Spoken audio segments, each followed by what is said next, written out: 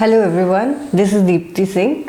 I'm an admissions counselor for Japanese universities. So in today's video, we are going to talk about rankings of Japanese universities. अगर आपको याद हो, हमने अपने पीछे कुछ वीडियोस में से एक वीडियो बनाया था about rankings of Japanese universities as per the Times Higher Education. किसी भी यूनिवर्सिटी को रैंक करने के बहुत सारे तरीके हो सकते हैं। Some people believe in looking at entrance ranking, यानी कि उसमें एंटर करना कितना मुश्किल है। कुछ देखते हैं कि वहाँ का करिकुलम कैसा है, टीचिंग मेथड्स कैसे हैं, एम्प्लॉयबिलिटी कैसी है। Some rankings might focus on exit. For example, employability कैसी है, जो कंपनीज हैं वो उन यूनिवर्सिटीज को किस तरीके से देखती है। So it all depends on which kind of rankings you want to follow. So in today's video, we are going to talk about ranking of Japanese universities as per Henshachi scores. ये जो Henshachi scores हैं, ये क्या होते हैं, क्यों use होते हैं, कैसे यूज होते हैं, of course. And we will also look at ranking of Japanese universities as per these scores. So stay tuned. So ये जो Henshachi scores हैं, Henshachi का मतलब होता है deviation value. You might ask me, deviation from what? So this is basically a deviation from an average score. Let me explain more in detail. So Japan में typically universities में enter करने के लिए entrance exams होते हैं। कुछ universities international students के लिए अलग प्रोसीजर रखती है। जरूरी नहीं है कि ये जो मैं अभी आपको बताने वाली हूँ same system is followed for international students also, but it may और मे नॉट। मेनली एक entrance exam is held for all students, उनको एडमिशन देने के लिए। Japanese students they study really hard to get into these universities of their choice.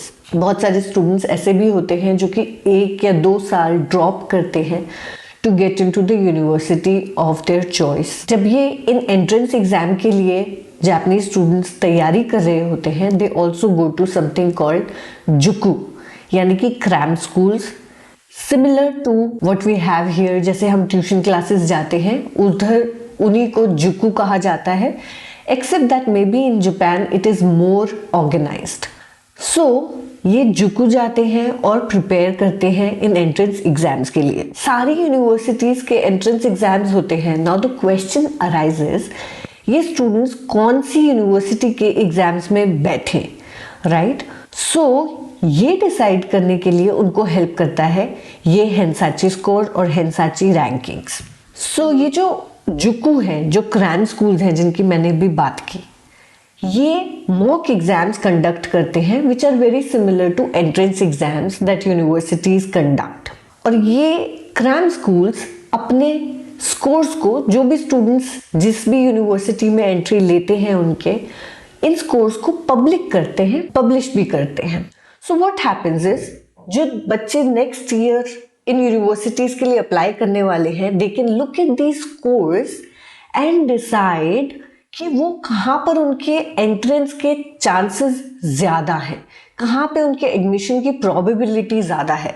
So this is basically deviation from that average और mean, कि वो कितना deviate कर रहे हैं। So this is just to help them to understand which universities they should target. And Henshachi scores basically tells us कि एक university में एंट्री लेना कितना मुश्किल या फिर कितना आसान है। This is what it means in simpler words. Henshachi scores को हम एक बार देख लेते हैं, रैंकिंग्स देख लेते हैं यूनिवर्सिटीज की। So when you look at this chart, ये स्क्रीन पे हमारे Henshachi scores की रैंकिंग है। So here you can see that there are different kinds of rankings and then there are Henshachi scores, जिसमें कि 75 is University of Tokyo. Anything, so Henshachi scores usually if it is anything more than 70, it is regarded as very elite. So obviously उसमें admission उतना ही मुश्किल होता है। Anything which is 60 plus is also really good. 50 is average. Anything below 35 is usually the universities जहाँ पे entry उतनी ज़्यादा मुश्किल नहीं होती है। This is the list of universities. जितना ज़्यादा ये हेंसाची स्कोर होगा उतना ही उस यूनिवर्सिटी में एंट्री मुश्किल होगी।